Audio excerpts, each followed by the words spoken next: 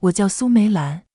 上一世，我死前被病痛折磨得痛不欲生，记得自己躺在老宅的床上，浑身浮肿，连翻身都困难。糖尿病引发的并发症让我痛不欲生，儿子女儿却只顾着争财产，只有那个被我百般刁难的乡下儿媳程小云，在我生命的最后时刻，还愿意给我擦身喂饭，重生回到了被查出血糖高的这一天。这一次，我决定不再重蹈覆辙了。我缓缓睁开眼睛，被一股消毒水的气味刺激着鼻腔，看着头顶惨白的天花板，我的耳边传来一气规律的滴答声。亲爱的朋友，你有没有过这样的时刻，偶然翻开一本旧书，指尖触到泛黄的纸页，突然就想起某个午后，阳光透过窗棂洒在书籍上，连灰尘都在光束里慢慢飘。那时的时光好像特别慢，慢到能把书中的每一句话都嚼出味道。欢迎来到时光书房，喜欢我的朋友欢迎点击订阅分享。那我们故事开始。这是医院，我回到了上一世因肠胃炎住院的那一天。我抬起手，看着自己布满皱纹却还算饱满的手背，记忆如潮水般涌来。妈，你醒了。忽然熟悉的声音传来。妈，检查结果出来了，血糖有点高。儿媳程小云拿着化验单，小心翼翼地递到我面前。我接过那张薄薄的纸，手指微微发抖。这一幕多么熟悉啊，仿佛就在昨天。不，准确地说，这就是昨天，是上一世的昨天。记忆如潮水般涌来，我想起自己是如何在女儿的怂恿下，对这张化验单嗤之以鼻。隔壁张大爷血糖高了几十年，不也活得好好的？那时的女儿这样说着，把化验单随手扔在桌子上，而程小云欲言又止的表情，现在想来是那样清晰。妈，您别担心，我问过医生了，只要控制饮食，适当运动，血糖是可以保持稳定的。儿媳妇程小云的声音将我从回忆中拉回。她今天穿了件淡蓝色的衬衫，衣角有些发白，却洗得很干净。我记得这件衣服是她结婚时买的，穿了这么多年都舍不得换。装什么好人？女儿江一婷踩着高跟鞋走进来，一把抢过化验单。妈，您别听她瞎说，隔壁张大爷天天喝酒吃肉，血糖高了几十年不也没事。我抬头看着这个我从小宠到大的女儿，还是说着和上一世同样的话。她画着精致的妆容，身上是名牌连衣裙，手里提着最新款的包包，这些都是用我的退休金买的。而我的儿媳妇却穿着几年前的衣服。记忆中的画面突然闪现，我躺在病床上，浑身浮肿，视力模糊，双脚溃烂。亲生女儿站在病房门口，捂着鼻子说：妈，我这周要出差，让嫂子照顾您吧。而程小云，这个我百般刁难的乡下媳妇，却日日夜夜守在我床前，为我擦身喂饭换药。上一世就是这一天，我听信了女儿的挑唆，认为程小云让我控制饮食是在虐待我。妈，我刚才问过医生了，你这血糖就是高了一点，没什么大不了的。到了你这个年纪，血糖没有几个是正常的。女儿江一婷凑近了些，压低声音继续说：嫂子说以后要让你吃那些莫油莫盐的东西，这分明就是想省钱补贴她那个乡下的弟弟。看着女儿那张喋喋不休的嘴，我突然觉得无比陌生。上一世，我就是被这些话蒙蔽了双眼，对程小云百般刁难，直到临死前，我才明白，我这个温顺的儿媳，才是真心待我的人，而我的一双儿女，却对我不管不顾。妈，你怎么不说话？江一婷伸手在我眼前晃了晃，我闭上眼睛，深吸一口气。一婷，小云，我今天累了，你们先回去吧，我想休息一会儿，等女儿离开后，我艰难地撑起身子，想着上一世的遭遇，我的心中充满悔恨。过了一会儿，病房的门被轻轻推开，儿媳妇程小云端着一个保温桶走了进来。她穿着朴素，脸上带着几分疲惫，却还是挤出一个笑容。妈，我给您熬了点青菜粥，您尝尝。看着那碗清淡的粥，我的眼眶突然发热。上一世，我是怎么对待这个善良的儿媳的？欺负她父母死得早，嫌她土气，嫌她不会打扮，还嫌弃她家里有个农村的弟弟。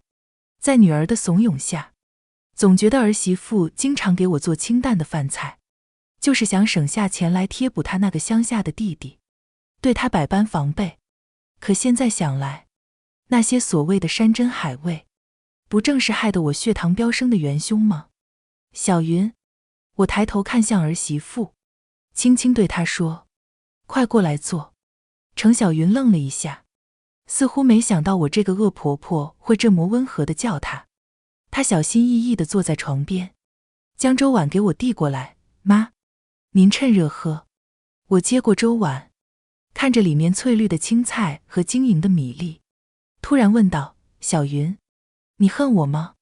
程小云的手一抖，差点打翻粥碗。“妈，您说什么呢？我知道，妈以前对你不好。”我放下粥碗，握住儿媳的手，总是嫌你这嫌你那，还听信依婷的话，觉得你哪都不好。其实，是我错了。程小云的眼泪一下子涌了出来，她慌忙擦掉眼泪，声音有些发抖：“妈，您别这么说，从今天起，我听你的。”我坚定地对儿媳妇说：“你说吃什么我就吃什么，你说怎么控制血糖就怎么控制。还有，我炖了毒，如果一帆再对你不好，你就跟他离婚吧。”程小云震惊地看着我，仿佛不认识眼前这个人。此时的我却已经下定了决心，这一世，我一定不要重蹈覆辙，我也要好好补偿这个善良的儿媳。从那天开始，我开始认真执行儿媳妇程小云为我制定的控糖计划。每天清晨，小云都会准时送来精心准备的早餐，一碗燕麦粥，一个水煮蛋，还有一小碟清炒时蔬。妈，这是我特意去早市买的有机蔬菜。程小云将餐盘放在床头柜上，您尝尝合不合胃口？看着儿媳略显疲惫的脸色，我的心里一阵酸楚。我知道，小云一定是趁着天没亮就起床，先去早市买菜，再赶回家做饭。上一世，我总是嫌这些早餐太清淡，处处为难她，现在却觉得格外温暖。小云，你快来坐下。我拍拍床边对她说，别总是站着。程小云犹豫了一下，还是坐了下来。这时注意到她手上有一道新鲜的伤口，连忙问道：“这是怎么了？”“没事，就是切菜的时候不小心。”程小云下意识地将手藏到身后。我赶紧起身，从床头柜里翻出创可贴来，我给你贴上。小云愣住了，可能是因为我从来没有这样对她这么好过，也可能是想起了自己已经去世的母亲，她的声音变得哽咽。“妈。”她轻声唤道。我抬起头，对上儿媳泛红的眼眶，心里一阵愧疚。小云，以前是妈不好，以后不用这么辛苦，有什么事记得告诉妈，咱们好好过日子。小云的眼泪落了下来，我想起她刚嫁到江家时，对她的种种刁难。那时候，她每天都要准备一大家子的饭菜，还要忍受我的挑剔。有一次，她因为感冒发烧，做的菜咸了一点，我当场就把碗摔了，说她存心害人。“妈，您真的……”程小云哽咽着说不出话来。我轻轻拍着儿媳的手背，我知道，我以前太糊涂了，以后啊，咱们娘俩好好相处。从那天起，我开始主动关心程小云的生活。儿媳每天除了照顾我，还要接送孙女江雨欣上学，做家务，忙得脚不沾地。而我的儿子江一帆却整天游手好闲，不是打牌就是喝酒。小云为这个家牺牲了太多。一天傍晚，我坐在院子里晒太阳，看见儿媳妇提着大包小包从外面回来，我连忙起身去接，怎么买这么多东西？妈，您坐着别动。程小云赶紧拦住我说道，这些都是给您买的营养品。看着儿媳额头的汗珠，我的心里一阵酸楚。小云，你太辛苦了，以后别给我买这些了，省着点钱。妈，您别这么说。程小云笑着摇头，您的身体最重要。我突然想起什么，拉着程小云坐下。小云，我听说城东郊区那边新开了个楼盘，价格挺便宜，你要是有闲钱，可以考虑买一套，让你弟弟也买一套。程小云有些惊讶，妈，您怎么突然说起这个？我笑了笑，我有个老姐妹在规划局工作，她偷偷告诉我那边以后要建地铁，现在买，以后肯定升值。程小云若有所思地点点头，她不知道，我是利用了前世的记忆得知的。郊区的那个地方在2年后会被开发，房价飙升，我想弥补儿媳妇，给她指的一条明路。日子一天天过去，我们婆媳俩的关系越来越好。程小云不再像以前那样紧闭心扉，也开始主动跟我聊天。我发现，小云其实很健谈，只是以前总是小心翼翼，这都是我的错。一天晚上，小云给我测完血糖，正准备离开，儿子江一帆这时回来了，说要搞投资，让我把存的退休金借给他，说他的富二代朋友保证这个专案一定会大赚特赚。上一世，我毫不犹豫的就拿出了30万给了儿子，儿媳妇出面阻止，却被儿子推倒在地，说他头发长见识短。之后儿子拿这些钱去赌，赔了个底朝天，我们家的生活品质也直线下降。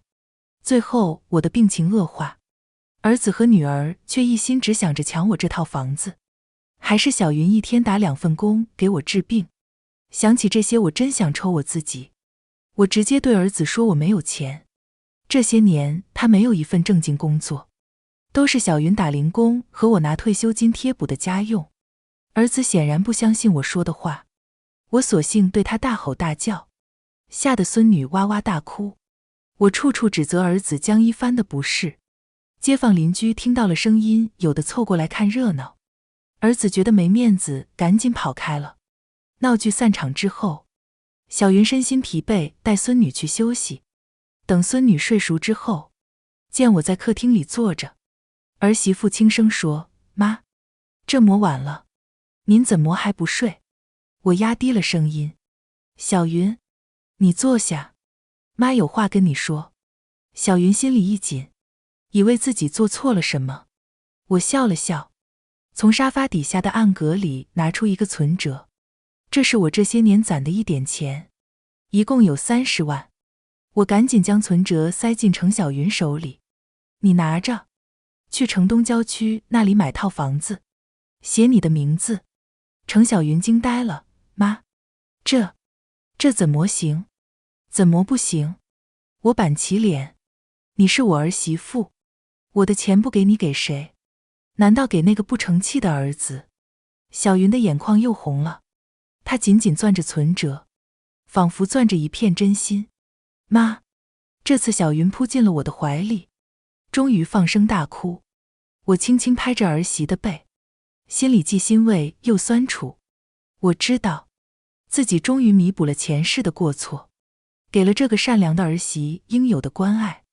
自从那次深夜谈话后，小云和我更亲近了，我们俩人也处成了闺蜜，开始主动跟分享生活中的琐事，无话不谈。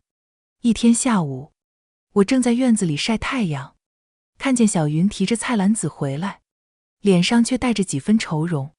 小云，怎么了？我关切地问道。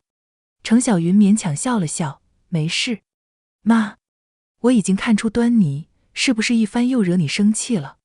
小云的眼眶一下子红了，她放下菜篮子，低声说道：他又去赌了，把家里的积蓄都输光了。我气得直拍桌子，这个不孝子。我拉着程小云的手，小云，你别难过，妈给你做主。当天晚上，儿子江一帆醉醺醺地回到家，看见我和小云坐在客厅，脸色阴沉。妈，小云，你们怎么还没睡？他打着酒嗝问道。我冷冷地看着儿子，跪下。江一帆愣住了。妈，您说什么？我让你跪下。我猛地一拍桌子，你这个不孝子，整天游手好闲，还去赌博，你知不知道小云为了这个家付出了多少？江一帆不以为然。妈，您别听他胡说，我就是玩玩。玩玩？我气得浑身发抖。你把家里的钱都输光了，这叫玩玩？我告诉你，从今天起，你要是再敢去赌，我就把你赶出家门。江一帆这才慌了。妈，您别生气，我以后不赌了。我转头看向程小云，小云，你说要不要原谅他？小云咬着嘴唇，眼泪在眼眶里打转。她知道江一帆的保证从来都只是空话。妈，她轻声说道，我想离婚。江一帆瞪大了眼睛，你说什么？我却点点头，好，妈支持你。江一帆彻底慌了。妈，您怎么能？你给我闭嘴！我厉声喝道。你看看你，整天游手好闲，赌博酗酒，哪一点像个丈夫，像个父亲？小云跟着你，只会受苦。程小云感激地看着我，她没想到这一次会这么坚定地站在她这边。第二天一早，我就带着程小云去了律师事务所，用自己的积蓄请了最好的律师，帮程小云起草离婚协议。小云，你放心，我紧紧握着儿媳的手，有妈在，不会让你吃亏的。小云感动得说不出话来，她也知道我是真心为她着想。离婚手续办得很顺利，江一帆虽然不甘心，但在我的坚持下，他还是签了字。小云带着孙女搬出了江家，住进了刚刚买的新房子里面。搬家的那天，我特意去帮忙，看着程小云忙前忙后，我的心里既欣慰又心疼。小云，以后有什么事，一定要告诉妈。我叮嘱她，别一个人扛着。小云点点头，眼泪又涌了出来。妈，谢谢您。我轻轻擦去儿媳的眼泪，傻孩子，你就是妈的亲闺女，跟妈还客气什么？从那以后，我经常去小云的新家，帮她照顾孙女，教她投资理财，有时还教她做菜。妈，您做的红烧肉真好吃。小云尝了一口，惊喜地说道。我笑着说，这是你奶奶教我的秘方。以前啊，我总嫌你做的菜不好吃，现在想想，真是糊涂。小云摇摇头，妈，您别这么说，以前是我做的不够好，不是你太善良了。我叹了口气，总是迁就别人，委屈自己。程小云低下头，眼泪又涌了出来。或许她从未想过，有一天会和我如此亲近。一天晚上，我突然感到头晕，小云赶紧扶我坐下，给我测了血糖。妈，您的血糖有点高。小云担忧地说道，是不是最近太累了？我摆摆手，没事，可能是年龄大了。小云却坚持要送我去医院。检查结果出来，医生说是血糖控制不稳定，需要住院观察。小云立刻请了假，日夜守在病床前，她给我擦身、喂饭，无微不至地照顾着。小云，你回去休息吧，我心疼地说道。别累坏了。小云摇摇头，妈，我不累，您安心养病，其他的交给我。看着儿媳疲惫的脸，我的心里既感动又愧疚。我知道自己欠这个善良的儿媳太多太多。我住院的消息很快传到了儿子江一帆和女儿江一婷耳中，两人急匆匆赶到医院，却在病房门口停住了脚步。透过门缝，他们看见小云正在给我喂饭，我的脸上带着慈祥的笑容，小云则细心地吹凉每一勺粥。妈，您慢点吃。小云轻声说道。医生说您要多休息，别太操劳。我点点头，小云，你也吃点，别光顾着照顾我。女儿江一婷冷哼一声，推门而入，哟，真是母慈子孝啊。小云吓了一跳，差点打翻粥碗。我皱起眉头，一婷，你怎么说话的？江一婷双手抱胸，冷笑道，妈，您是不是老糊涂了？他可是跟您儿子离婚了，现在跟咱们江家一点关系都没有。江一帆也附和道，就是。妈，您怎么还把外人当自己人？我气得脸色发白，你们给我闭嘴！我生病了，是小云一直在照顾我，小云比你们孝顺多了。程小云连忙扶住我，妈，您别生气，医生说了您不能激动。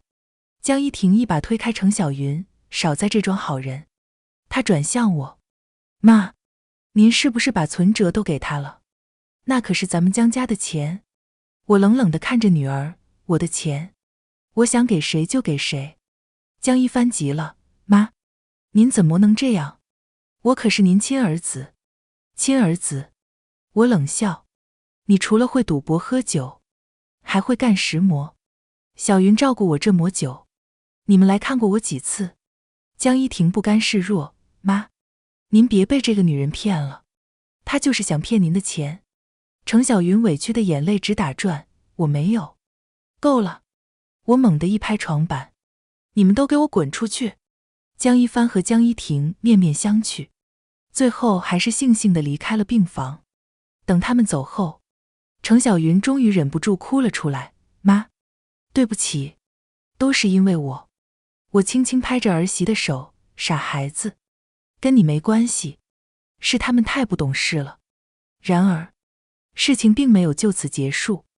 第二天，江一帆和江一婷又来了，这次还带了个律师。妈，我们觉得您现在的精神状态不适合处理财产。江一婷假惺惺地说道，所以我们请了律师，帮您做个财产公证。这就是我的亲生孩子。我冷笑，你们是想趁我病，要我命是吧？律师尴尬地咳嗽一声，苏女士，您的子女也是为您好。为我好？我指着江一帆，他赌博输光了家产，这叫为我好。又指着江一婷，他整天只知道买名牌包包，这叫为我好。江一帆恼羞成怒，妈，您别太过分。我过分？我气得浑身发抖。你们……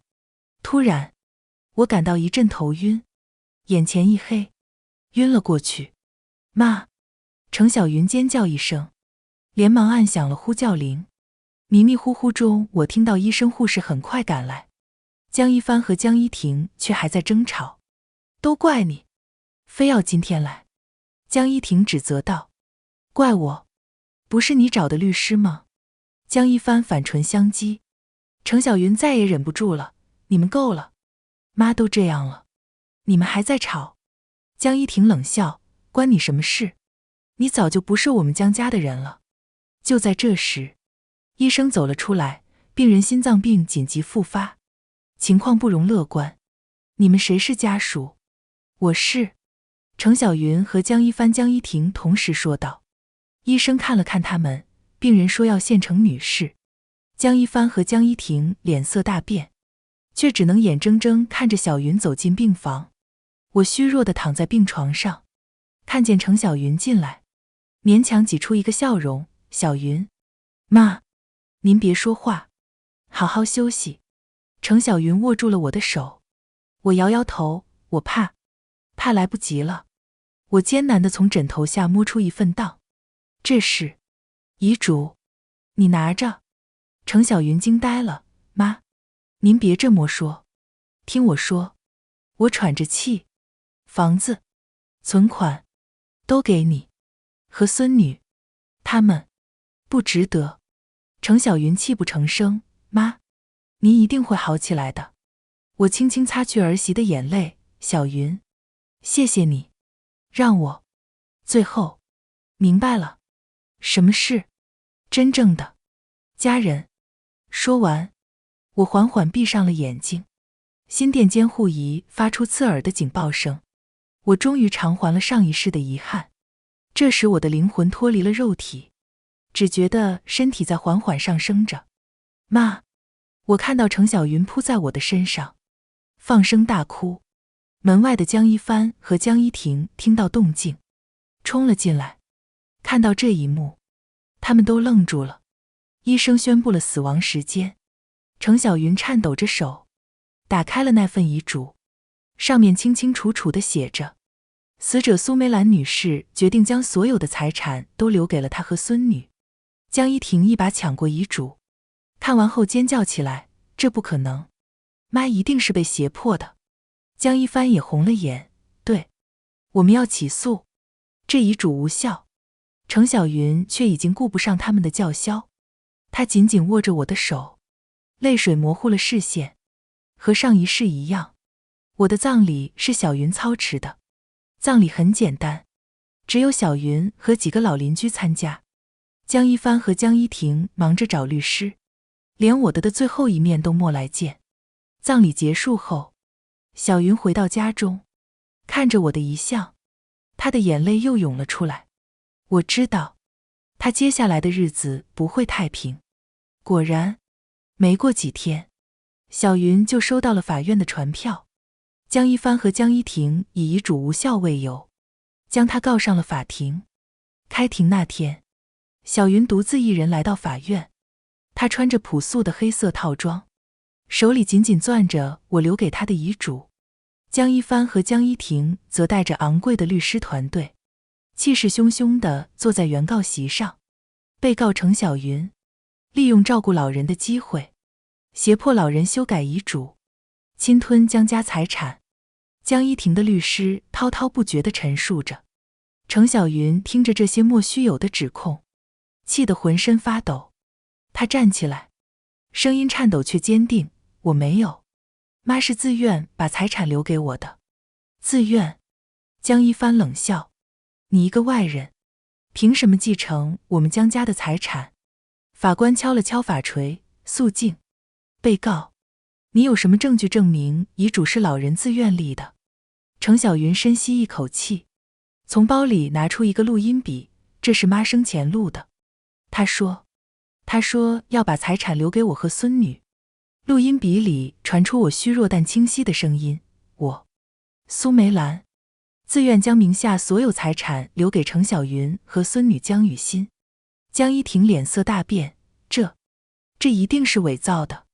法官示意法警将录音笔送去鉴定。庭审暂时休庭，等待鉴定结果的日子里，小云度日如年。她不仅要应付官司，还要照顾年幼的女儿。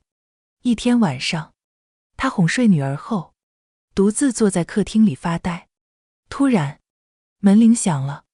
她打开门，看见一个陌生的中年男人。请问是程小云女士吗？男人问道。我是苏梅兰女士生前委托的律师。程小云愣住了，妈委托的律师？男人点点头，递给她一份档。苏女士生前就预料到会有这一天，所以她特意做了公证，证明遗嘱是她自愿立的。还有，她又拿出一个 U 盘，这里面有她录的视频。小云颤抖着手接过档，眼泪夺眶而出。我早就为她准备好了一切。第二次开庭，程小云带着新的证据来了。当公证处的证明和视频证据呈现在法庭上时，江一帆和江一婷的脸色变得惨白。视频里，我坐在病床上，神情坚定。我，苏梅兰，自愿将名下所有财产留给程小云和孙女江雨欣。我的儿子江一帆和女儿江一婷，多年来对我不闻不问，只有小云一直照顾我。法官看完所有证据，当庭宣判，遗嘱有效，驳回原告的诉讼请求。江一婷当场尖叫起来，这不公平，他就是个外人。江一帆也红了眼，妈一定是老糊涂了。法官冷冷地看着他们，如果你们再无理取闹，我将以藐视法庭罪追究你们的责任。两人这才悻悻地闭上了嘴。走出法院，小云终于长舒一口气，她知道自己终于完成了我的遗愿。回到家，她抱着女儿，轻声说道：雨欣，奶奶在天上看着我们呢，我们要好好生活，不辜负她的期望。从那天起，小云变得更加坚强。她利用我留给她的财产和理财知识，开了一家小餐馆，还把她的弟弟和弟媳叫来帮忙。她的餐馆招牌菜就是红烧肉，她逢人就说这是我妈最拿手的菜，是她亲手教我的。小云兄妹俩心地善良，诚信经营，还经常帮助孤寡老人。在他们的操持下，日子虽然辛苦，但生意越来越好。不久，他的餐馆已经小有名气。